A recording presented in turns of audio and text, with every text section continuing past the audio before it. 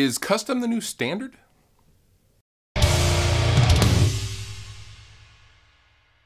To keep it as simple as is custom the new standard is kind of misleading, because I have a multi-tiered theory about custom guitars and the people who order them these days.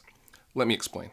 Guitarists have always had a want and desire to be individual. They don't want to play the same thing that everyone else is playing, and they want to have something special, and they want to have their own red special or their own, special, they want to have their special guitar. And beginning in the early to mid 70s, that kind of thing started to become possible.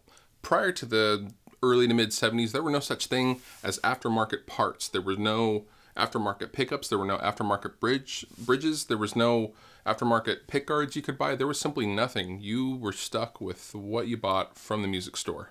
Pioneers such as Larry DiMarzio and Seymour Duncan and Grover Jackson all started their respective businesses, and the parts guitar was born, with the obvious example using Eddie Van Halen's Frankenstein Strat. Now, before I go any further, I would like to make a distinction. Right now, I am talking about parts guitars.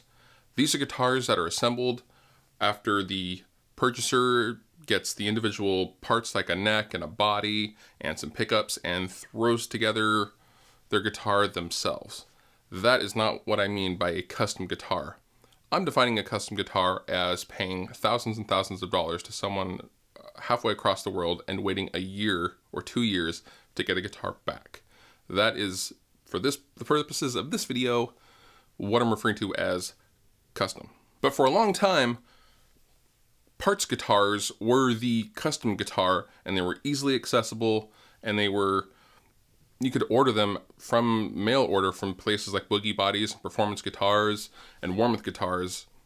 And through most of the 80s, you saw big rich rock stars playing parts guitars, or occasionally you would see them play super custom one-off guitars.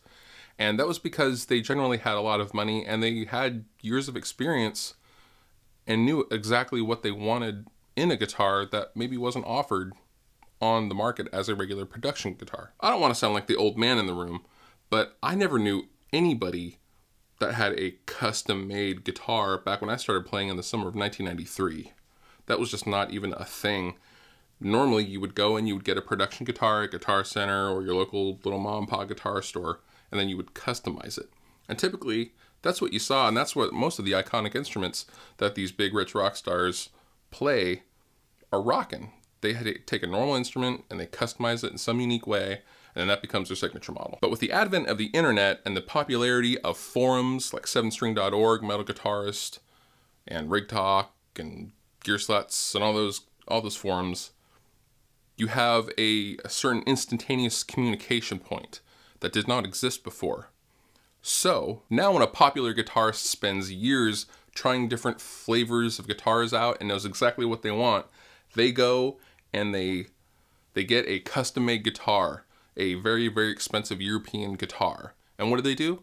They want to share it because they're proud of it. And so they go onto a forum and they share the pictures and bask in all of the splendor that is the love of their instrument. It is my theory that it is these forum posts that make young, impressionable guitarists think that they need a custom $4,000 guitar made in Poland to play well. But that's obviously not true.